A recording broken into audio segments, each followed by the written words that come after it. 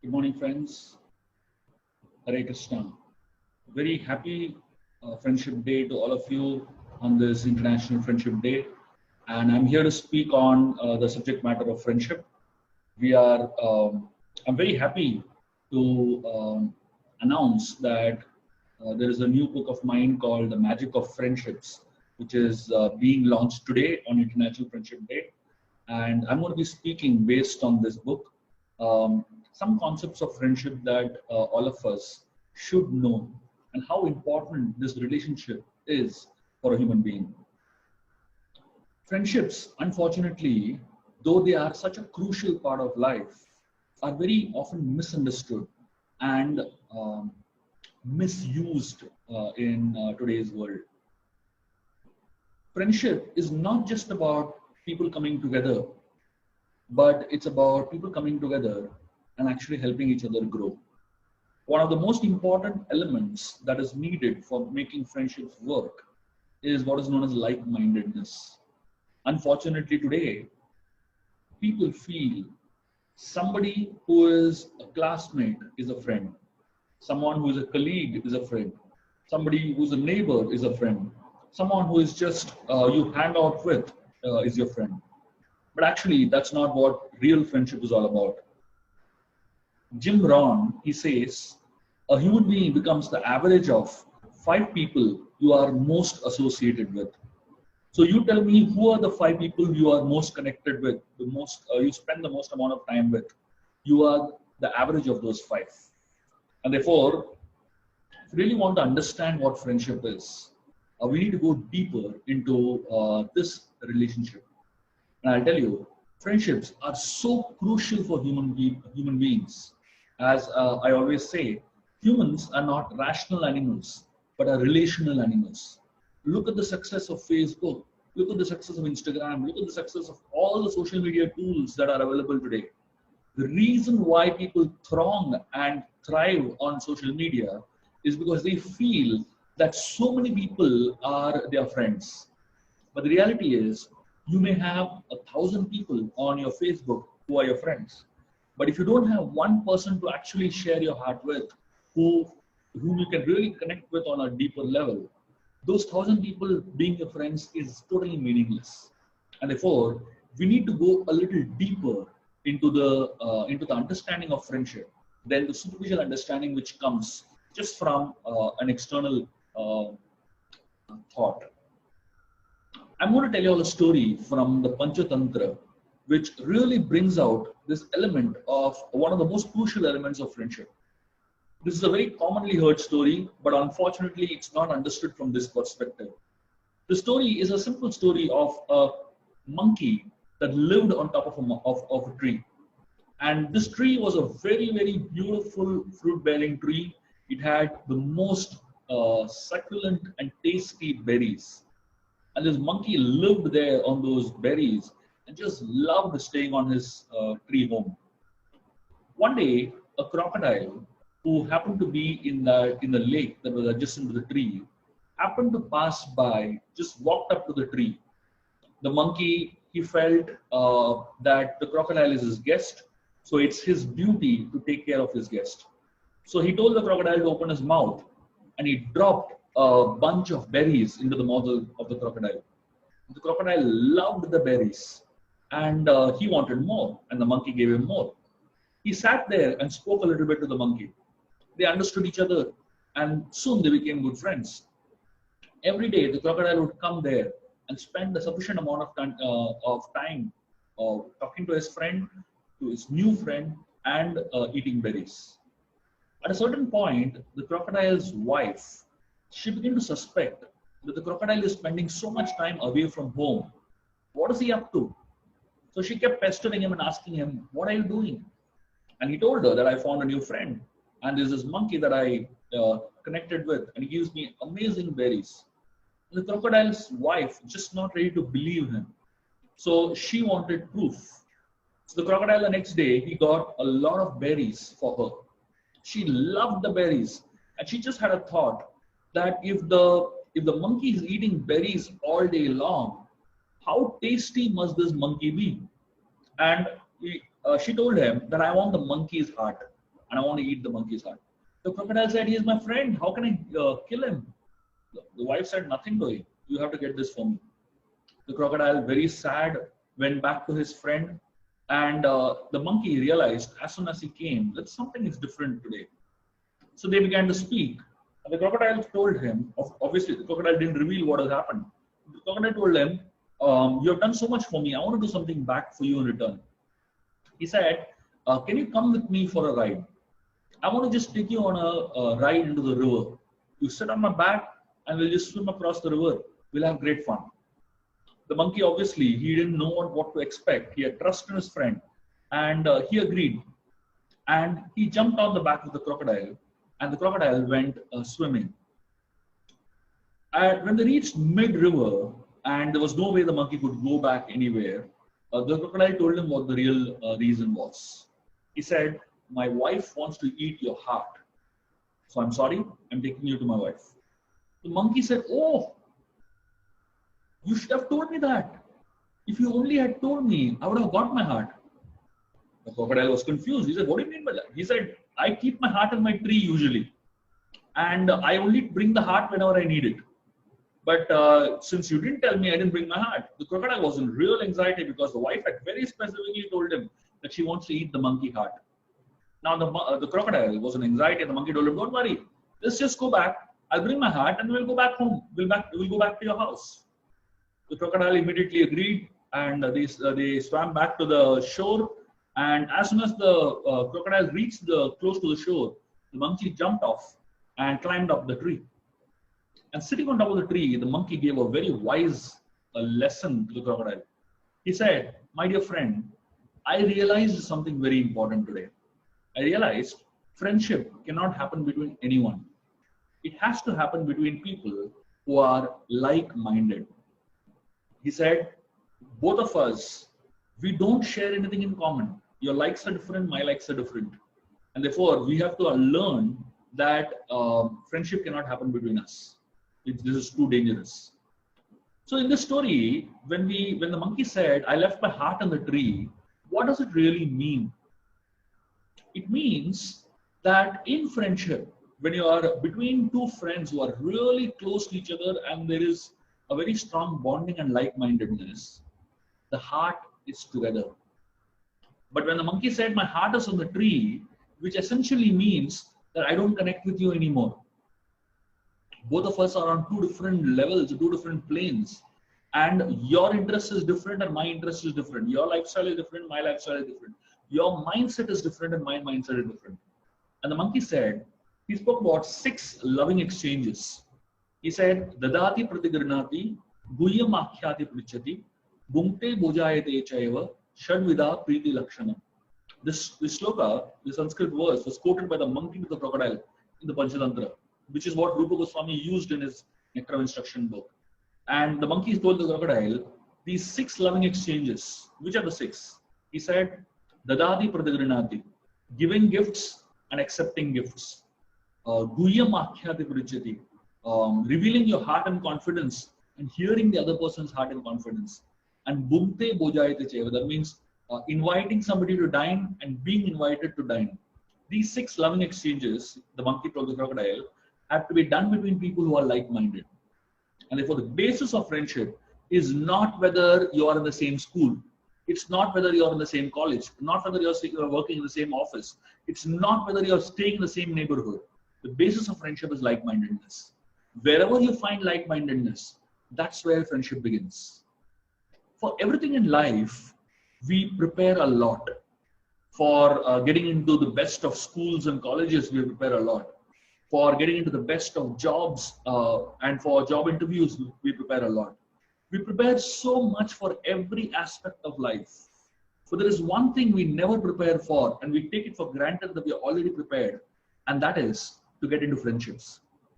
We assume that we know how to make good friends. But the reality is, no one is prepared enough for friendship. And therefore, we need to really understand what the subject matter of friendship is, how one develops good friendships, and how one not just develops it, but how one sustains it. The idea of friendship is a very old idea, but it is a very powerful idea. Let me just give you some stories, real life stories of how friendships really can sustain and grow humans. I'll tell you my own story. When I was a young kid, when I was studying in my fourth grade, I didn't have any friends. And I was studying in a school where I didn't connect with anybody.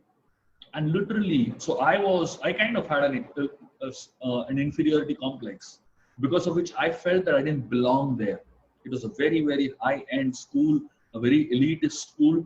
And when I was studying in the school, I somehow um, felt I'm out of place, which actually reflected on my exam results, which actually reflected in what I did in school all day long. Somehow I couldn't connect with anyone to play any games. I couldn't connect with anyone in the class. Somehow I felt that it was just a drag that I was staying in the school. So 3-4 years, I somehow managed to be in the school. But after about 3-4 years, there was when I was in the seventh grade, I was, finishing the exams. My teacher called my parents and told them that this boy, if he stays in the school, he's going to fail.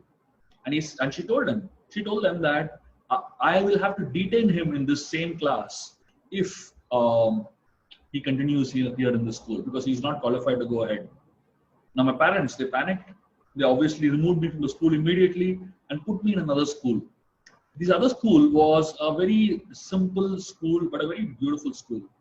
And in the first school, there were just 20 people in the class. And in the second school that I went to, there were about 60 to 70 people in the class. And in the first school, there was so much of individual attention. And in the second school, there was absolutely no individual attention. In the first school, I had no friends. But in my second school, I found two people, two boys, who eventually went on to become my best friends.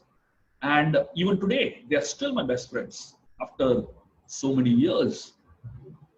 And somehow, because I connected with some people, with these two boys, it gave me so much hope, so much courage, and it gave me so much to look forward to go to school. And slowly, you won't believe the kind of leap in progress I made in my exams. The very first exam itself, I began to top the class, 8th standard, first exam itself. And literally from then onwards, I don't remember failing or even going low in my grades. I always excelled.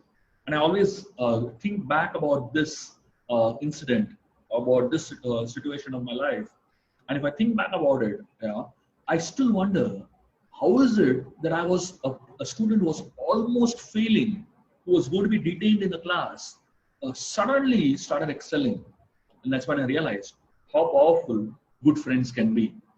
No matter where you are in life, if you have some people whom you can really connect heart to heart, if you have some people who really can inspire you, they can bring out the best out of you. Friends can either be multipliers or they can be dividers. Friends who are multipliers, they help you grow from where you are to where you can potentially be. Friends who are multipliers, they know what your potential is. They know what your capacity is. They know what your capability is. Friends who are multipliers, they encourage you to reach your best. They encourage you to be the best version of yourself. Friends who are multipliers, they don't judge you, but they stand by you and see you grow. And when you grow, they stand by you and celebrate your growth. But there are other people, there are friends who can be potentially dividers. Today, most friendship that we know of is of people who are dividers. Now, what is the quality of dividers? Dividers are those who seem to be like friends, but they're actually your enemies. They seem to be very close to you, but they actually hate you. They actually are envious of you. Dividers are those who are very much a part of your life, but they discourage you. They make fun of you. They pull you down. At any given chance, they show you down. Dividers are those people who throw in negativity into your life. Unfortunately, today, a lot of friends I see especially among youngsters, I see that the more closer you are, the more informal you get, and the more disrespectful you become. Friendship is considered to be a license for disrespecting one another. Friendship is considered to be a license to give bad words to one another. And I know so many friends, or so-called friends, who actually insult one another thoroughly. And in that insult, they feel that there is a closeness. Friendship thrives on respect. When two people respect one another, they grow together. And when there is disrespect, yes, there can be fun. I'm not saying there should be no fun, but that fun should not go to the level of disrespect. When fun reaches the level of disrespect, it somehow breaks. It breaks the bond, it breaks the relationship, it breaks the possibilities. And therefore, it is very, very important for us to remember how friends can actually either make us or break us.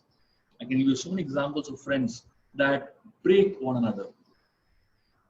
One time, there was a young boy who, somehow had a very, very good, strong connection with another youngster, and they became the best of friends. They really hit it hard together, and they did so many wonderful things together. They were playing cricket. They were together in the team, in the school team, and they excelled. One fine day, so the dependency became so much on each other.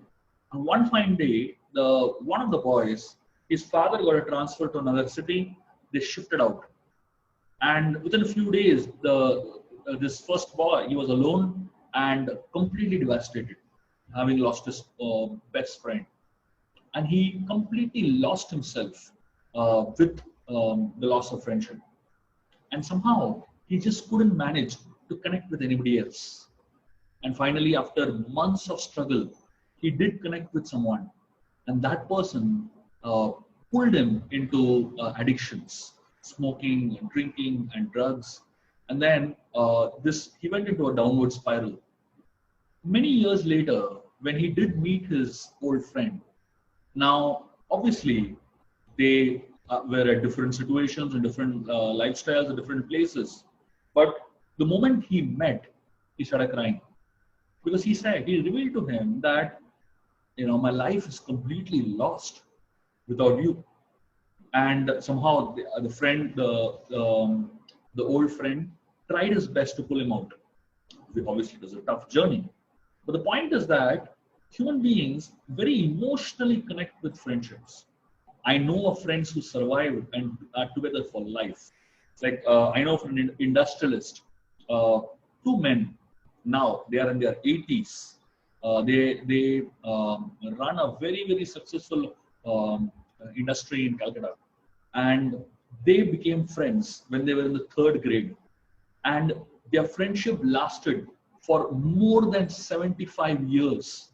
Imagine, grew up all school, all the college, and then when they got married eventually, they settled on together in the same area, and then they grew their business together. They developed a whole massive industry together, and they lasted a whole lifespan together as friends.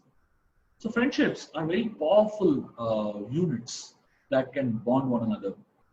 And therefore, we need to invest in this relationship. Yes, family is important. Yes, teachers are important. And yes, so many other relationships that we have in life are important. But I understand, the way I understand it, friendships are one of the most powerfully influential relationships in the world. The Mahabharata talks about the friendship between Arjun and Krishna. And the bonding that they had was so immense. That's considered one of the epitomes of what good friendship is. Krishna and Arjun, they connected with each other so intensely that Arjun actually got the name Krishna because he began to look like him, he began to think like him, he began to actually, have the whole mindset of how Krishna really connected. Now, obviously, Krishna also began to connect with Arjun so intensely. And their friendship is considered to be one of those very few rare examples of great, wonderful friendships. The most amazing thing about the friendship between Krishna and Arjun is that they had no expectation from each other. Arjun had no expectation from Krishna, and Krishna had no expectation from Arjun. Arjun was not Krishna's friend because Krishna could give him so much. And Krishna was not Arjun's friend because he potentially is going to become a ruler of the world. Not at all. Their friendship was beyond all that. They connected to the heart. And that's what great friendships are. This book of friendship, which I have written down, speaks so much about all the types of friendships that you can have.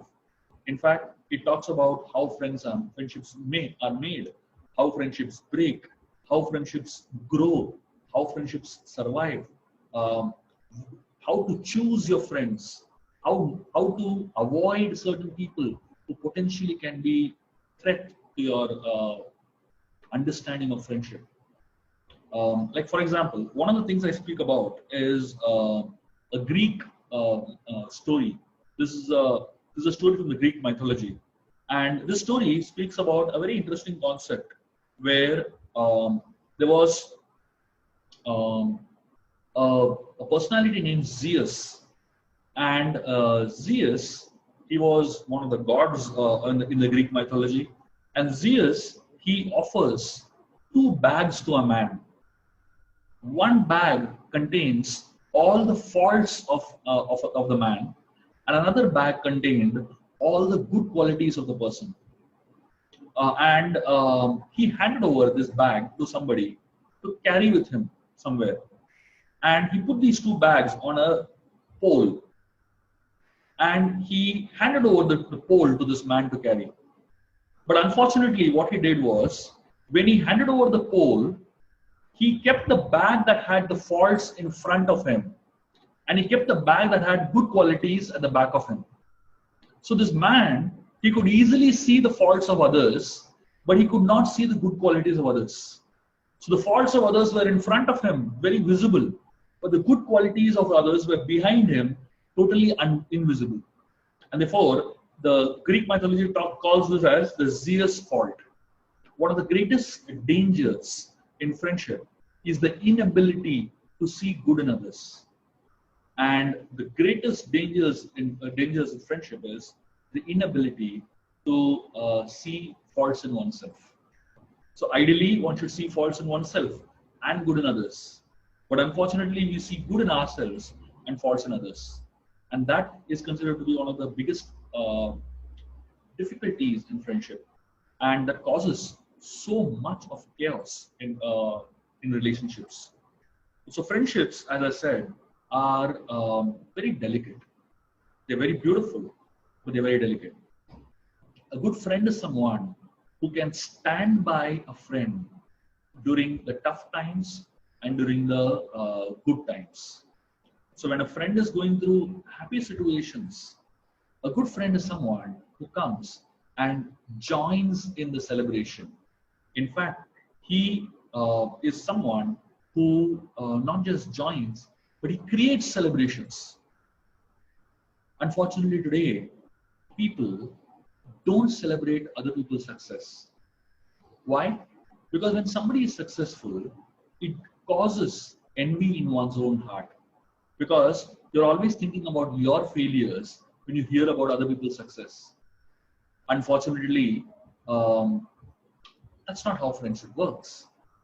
A good friend is someone who looks at somebody else's success, who hears about his friend's success, and he's more happy and enthusiastic than his own friend.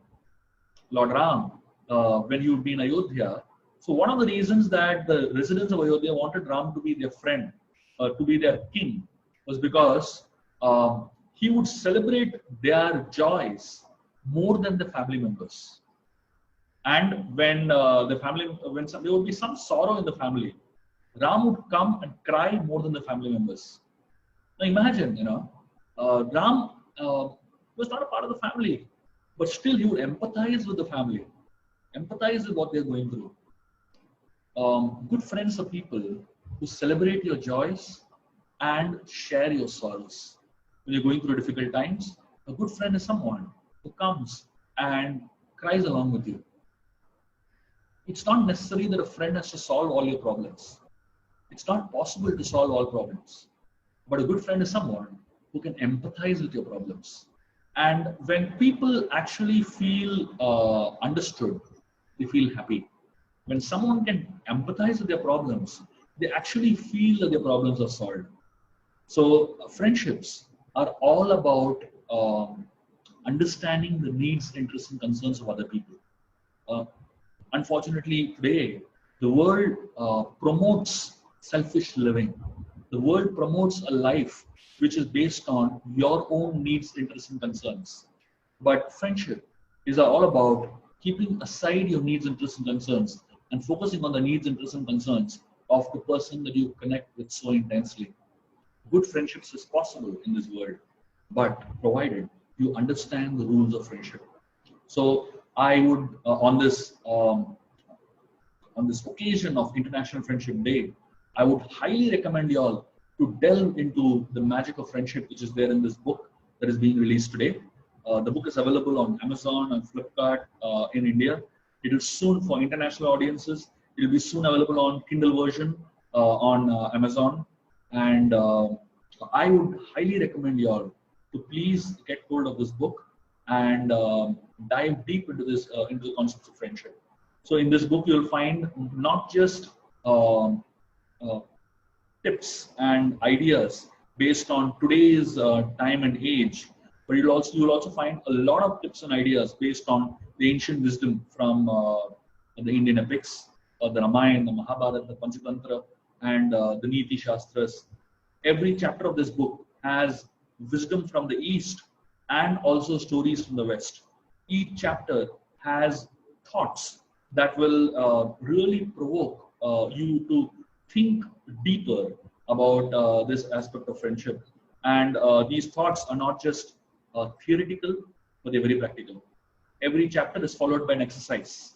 These exercises will actually help you go deeper into your friendships, and it will help you understand your level of friendship. Yes, when I say level of friendship, it means that all of us can potentially have multiple levels of friends. So you can explore this right in the first chapter of this book, the 4 levels of friendship that it talks about. And you can find out each of the friends that you have, the hundreds and thousands of them, which level do they fall in. And you'll understand that not all are in the same level. And when you categorize these levels of friendship, you actually can connect with people differently and have the right expectations and the right understanding of each of your friendships. So I leave you all with these thoughts, and I hope and pray that your friendships become more meaningful and more deeper, not just overall superficial level of friendships, but actually deep, meaningful, soul-searching friendships that each one of us ought to have. Thank you very much, and once again, happy Friendship Day.